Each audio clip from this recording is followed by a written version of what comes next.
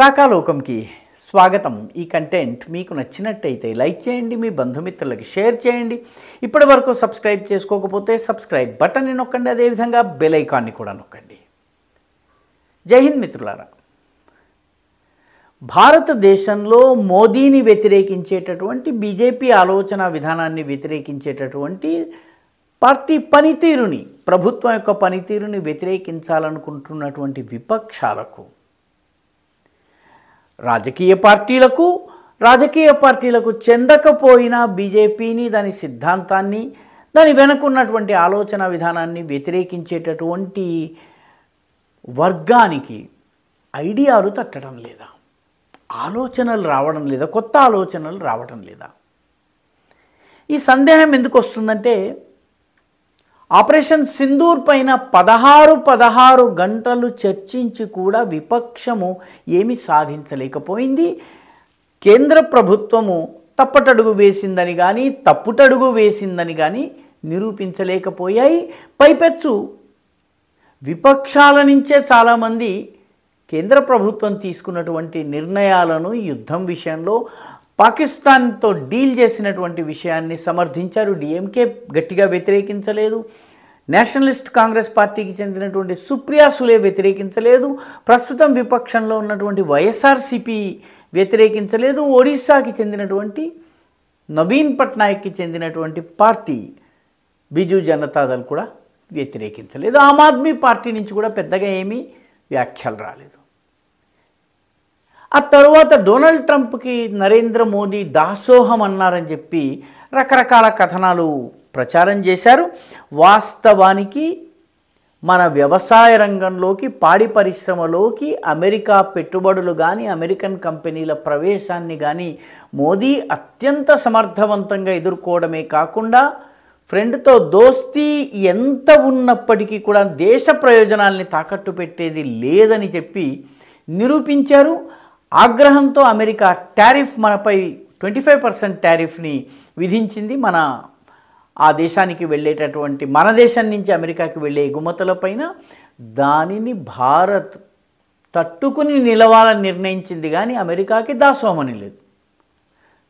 విపక్షాల దగ్గర ఇష్యూలు లేకుండా పోతున్నాయి.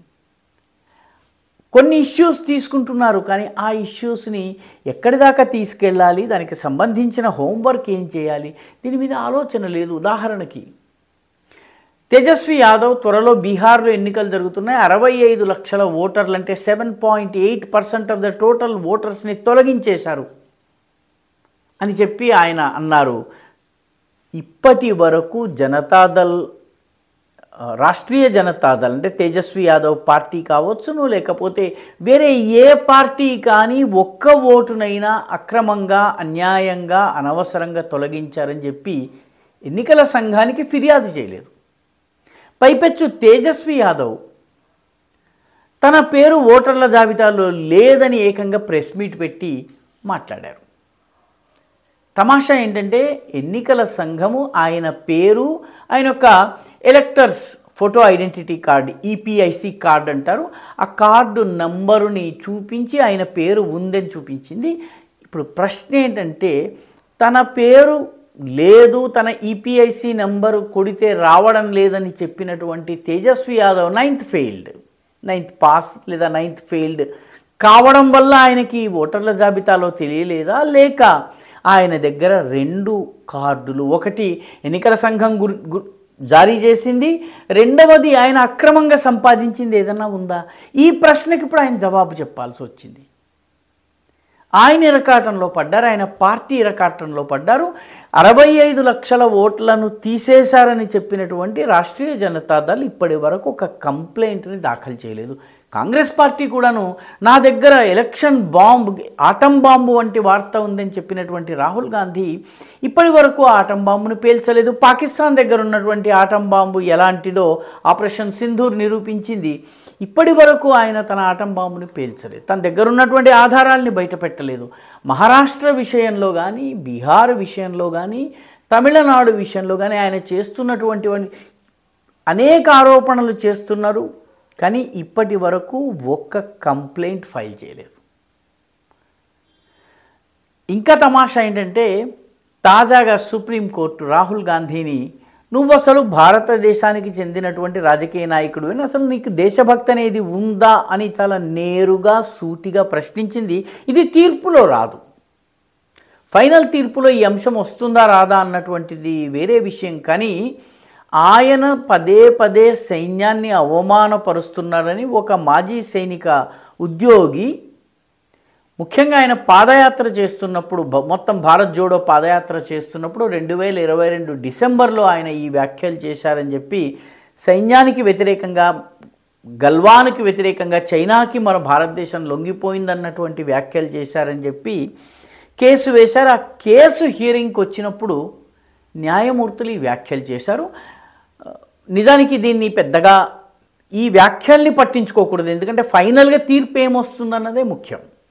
కానీ చాలా సీరియస్ పదాలను ఉపయోగించటం, నువ్వు అసలు దేశభక్తుడివే, నువ్వు ఈ దేశపు పౌరుడివేనా, అసలు నీకు దేశభక్తి ఉందా, నువ్వు ఒక విపక్ష నేతగా నీకు ఈ రకమైనటువంటి వ్యాఖ్యలు చేయటం ఏమిటి అని న్యాయస్థానం ప్రశ్నించటం కూడా ఒక రకంగా రాహుల్ గాంధీ యొక్క వ్యక్తిత్వము, రాహుల్ గాంధీ యొక్క నేతృత్వము, ఆయన యొక్క వ్యూహాల మీద పెద్ద ప్రశ్న చిహ్నం లేవనెత్తేటటువంటిది. ఒక రకంగా ఇప్పటి వరకు లీడర్ ఆఫ్ అపోజిషన్ని ఇంత మాట అనడం అనేది న్యాయస్థానం ఎప్పుడు చేయలేదు. ఫైనల్ తీర్పులో ఈ అంశం ఉండకపోవచ్చును, కానీ విపక్షం యొక్క మొరాల్, విపక్షం దగ్గర ఐడియాస్ లేవు, విపక్షం దగ్గర ప్రజల దగ్గరికి వెళ్ళి చెప్పేందుకు ఇష్యూస్ లేవు అని ఇవన్నీ కూడా రుజువు చేస్తున్నాయి. నిజానికి ప్రభుత్వం యొక్క ఫెయిల్యూర్స్ని గుర్తించి దానిని ప్రజల దగ్గరకు తీసుకువెళ్ళి ప్రజాభిప్రాయాన్ని మలుచుకోవడం విపక్షాలు చేయవలసినటువంటి పని. ఎక్కడికక్కడ ప్రభుత్వం తప్పిదాలు చేస్తే అడ్డుకునేటటువంటి ప్రయత్నం చేయాలి. అనేక సందర్భాల్లో తక్కువ సీట్లు ఉన్నప్పటికీ కూడాను జనసంఘం కావచ్చును, మిగతా చిన్న చిన్న పార్టీలు, పలు సందర్భాల్లో తెలుగుదేశం వంటి పార్టీలు, లేకపోతే మిగతా ప్రాంతీయ పార్టీలు కేంద్రాన్ని నిలదీసి కేంద్రం యొక్క మెడలు వంచినటువంటి సందర్భాలు ఉన్నాయి. దురదృష్టవశాత్తు మన విపక్షాలకు ఆలోచనలు, ఐడియాస్ లేవు, ప్రజల దగ్గరకు వెళ్ళేందుకు, తీసుకువెళ్ళేందుకు ఆలోచనలు లేవు, ఇష్యూస్ లేవు. అది వాటి అన్నిటికన్నా పెద్ద దురదృష్టం. ఈ వీడియో మీకు నచ్చినట్టయితే లైక్ చేయండి, షేర్ చేయండి, ఈ ఛానల్కు సబ్స్క్రైబ్ చేయండి, మీ అభిప్రాయాన్ని కమెంట్ల రూపంలో తప్పనిసరిగా పంపించండి.